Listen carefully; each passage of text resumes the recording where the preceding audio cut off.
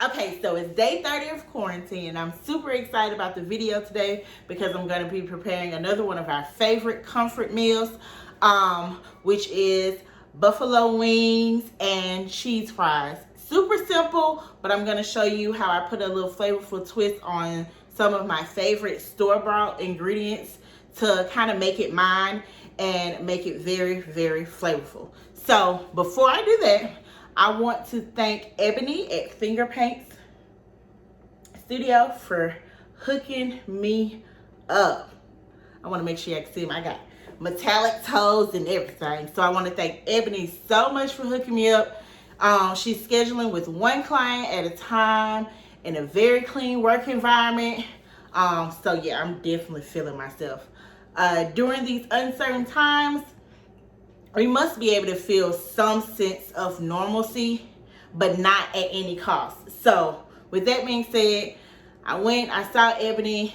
She had me in the chair and out of the chair in about an hour, hour and a half. That was with my fingers and my toes as well. So I really want to thank her because I really, really was in dire need of a fill-in. So thank you, Ebony at Finger Paint Studio. So like I was saying, I have two store-bought ingredients that I like to use. For one, when I'm making my cheese fries, I swear by this Rico's Gourmet Nacho Cheese for my cheese fries. So I spruced this up just a little bit, thinned it out, and I add it to my fries. Of course, a little Cajun seasoning goes a long way.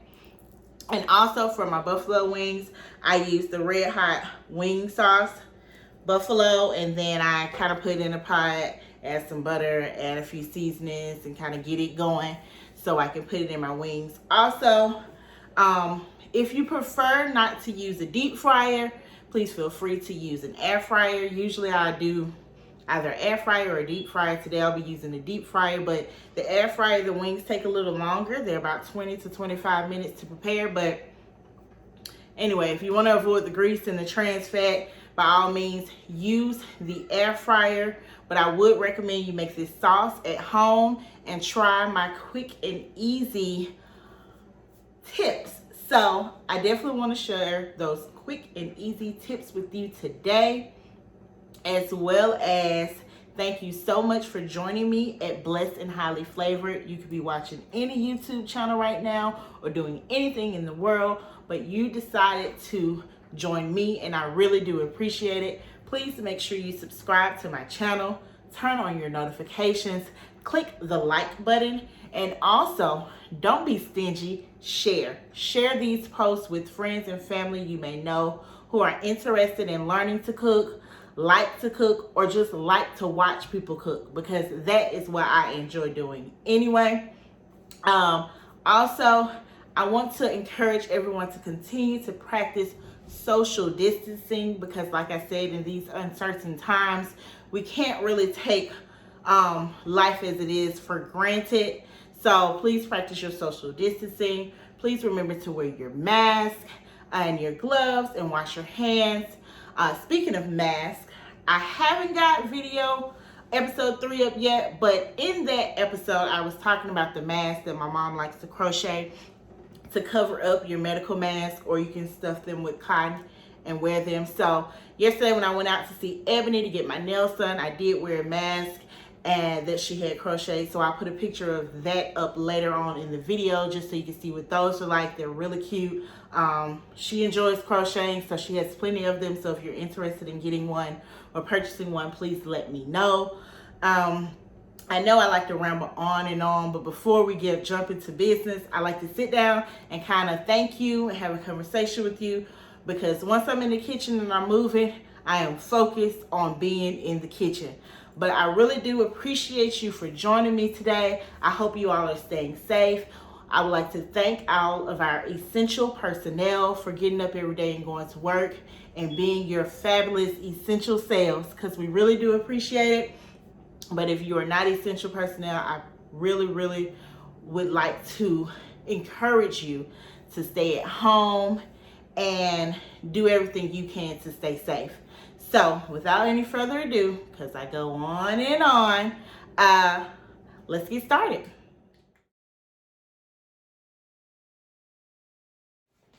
So before we get started seasoning our wings, I did want to show you how to actually cut a whole wing into the smaller drumettes and the flats. So this is a really large wing. So the cooking time is going to be a little longer on here, but if you have the smaller like wings, you cut them the same, but the cooking time will vary. But what you're going to do is you're going to kind of open up the wing with a sharp knife. I'm using a KitchenAid knife out of my set. You're going to kind of feel for the joint of the wing. You see that joint right there? I'm going to cut on the opposite side of the joint. It's going to give me my drumette. And then I like the tip on my wing, but not everybody does, so you can also remove that. Same way, you're going to apply a little pressure. That's why you need a really sharp knife. I'm going to put that tip to the side, and now we have a flat, which is FYI my favorite part of the wing. But that is how you just cut your wings up. And then now we are going to season them and get them ready to go in the grease. Okay, so before we get our wings in the fryer, I did want to share with you a couple ways that you can ensure that you have crispy wings. One way is to go ahead and cut them up and slide them in the refrigerator so that the skin can kind of dry out for about 30 minutes or so prior to cooking. But if you don't have the time for that, I like to just take a couple paper towels and take my wing and dry it. Of course I have to dry my wings because I have to wash the chicken when it comes out of the pack. I don't know what the people who call themselves the professionals or the specialists who think they know it all say you're not supposed to wash your chicken, but my grandma said you wash every piece of meat that come out this store in the pack. So I like to go ahead and wash it and give it a nice little rinse first, and then I just dry the chicken with a paper towel so that I can make sure that the skin is nice and dry so it'll crisp up in the deep fryer. So I'm going to go ahead and dry the rest of my wings so I can season them up in the bowl, and then we can start making our buffalo sauce. So I'm going to go ahead and season my bowl of chicken. This was about 9 whole wings cut into wingettes. It's about 18. I think it's definitely about 18. So I'm going to go ahead and get them seasoned up. I'm going to add a half a teaspoon of black pepper. And then I'm going to use my favorite salt, which is the Himalayan salt.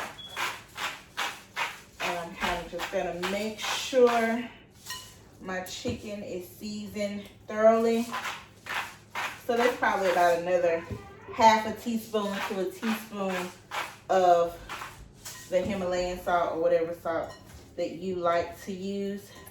I'm going to go ahead and get these seasoned, tossed in the bowl. I'm going to sit them to the side, and then we're going to go ahead and make our buffalo sauce.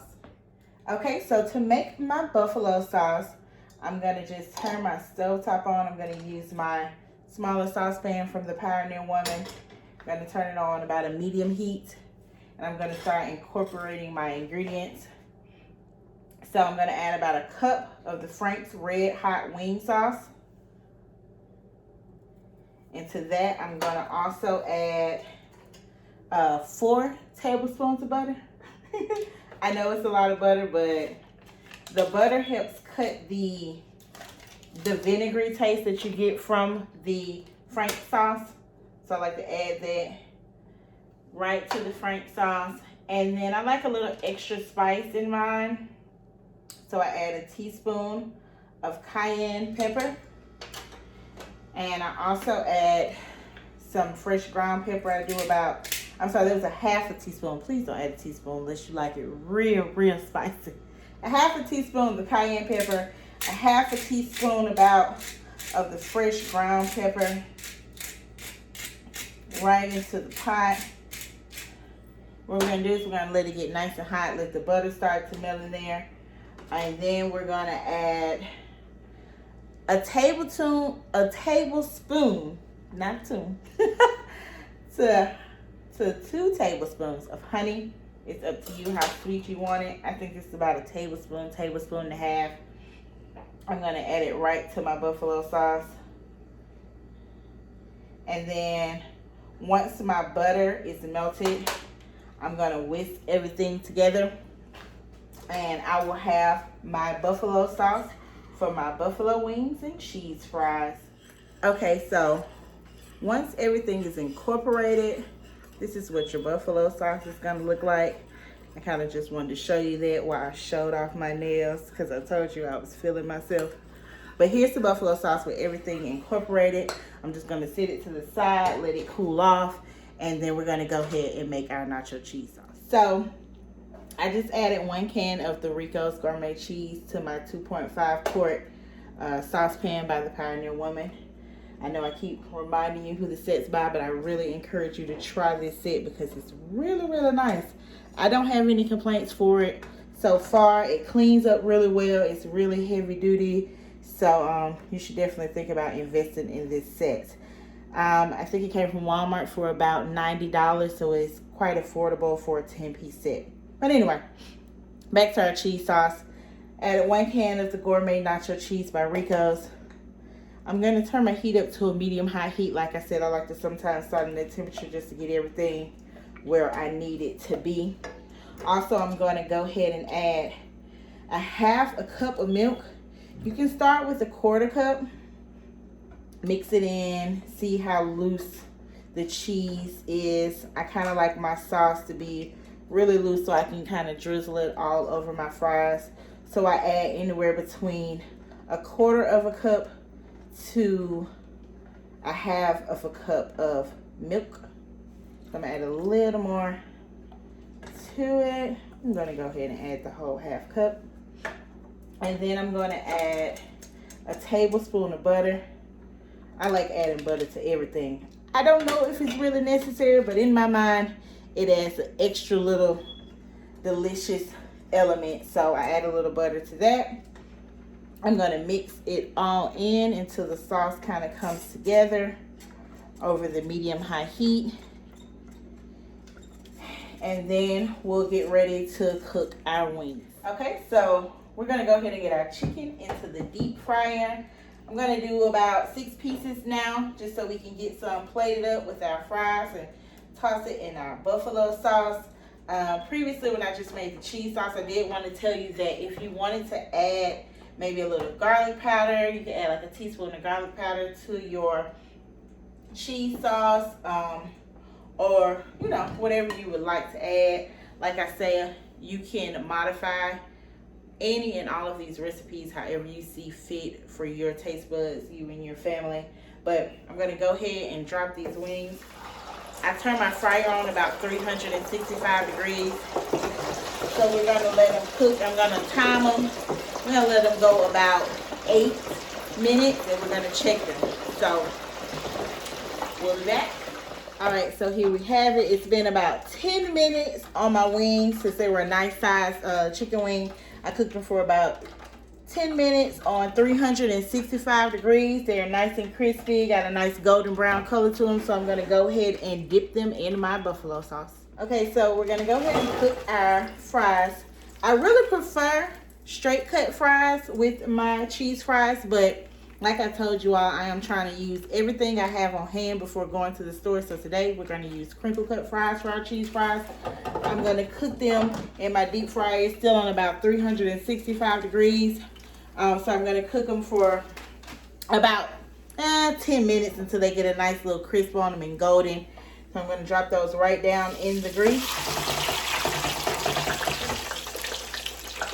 Okay, so while my fries are cooking, I thought I would do something a little special, completely off script, but I decided that I would make a homemade version of Kee Kee Poo.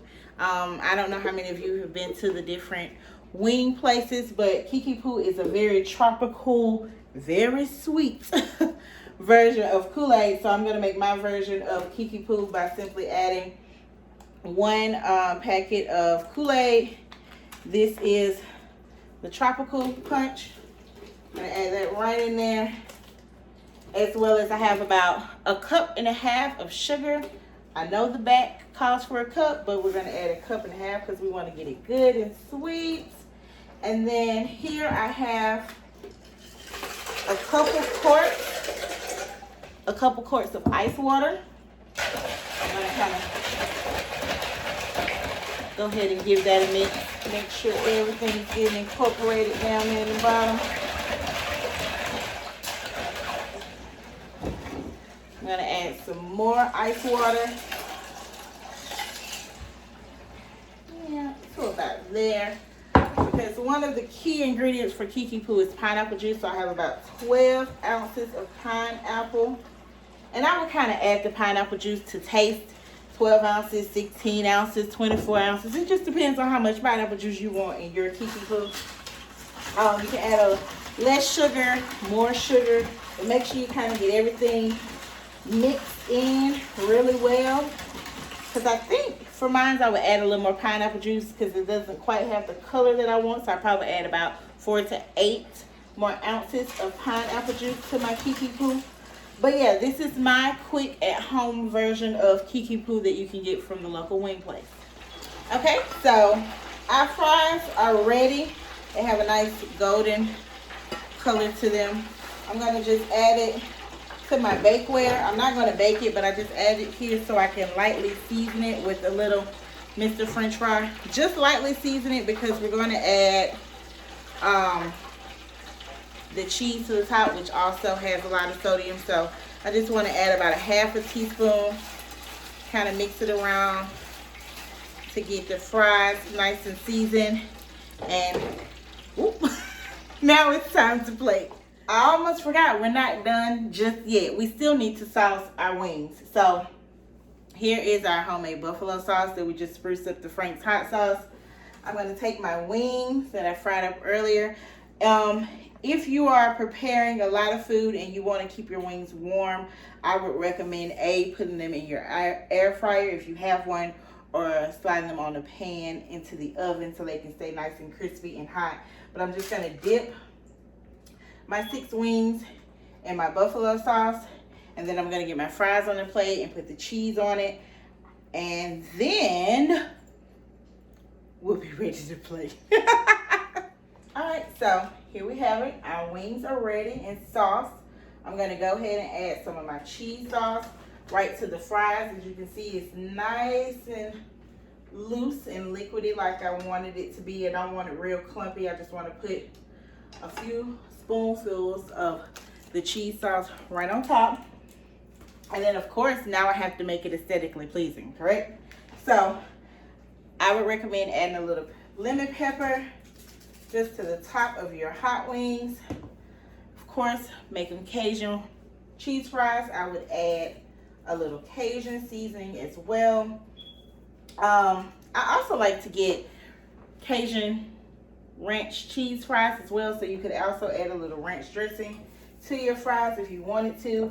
And then I have a little parsley here for garnish, so I'm going to add that right on top. And yeah, so there you have it. Here is your buffalo wings and cheese fries. And it's a little sweet and spicy with a little of the honey that we added in there. So now you are ready to eat. As long as you remember to pour you up a large glass of Kee Kee Poo, which is one of Birmingham's classic drinks that you can get at the wing spot. So I poured me up a nice tall glass of that. And I'm ready to eat. I want to thank you again for joining me at Blessed and Highly Flavored. I hope you decide to use some of these quick tips to recreate this meal. I feel like it's really quick and easy, but it's also really flavorful. So I really hope that you enjoy it. Please remember to subscribe to my channel. Turn on your notifications. Click the like button and do not be stingy. I will say it again. Don't be stingy. Share these videos with people you know who may be interested in cooking or just watching me cook, because I love to cook. So also please do your best to stay safe. We're living in uncertain times, and I want to ensure that everybody's being safe and taking the proper precautions. And I hope you enjoy.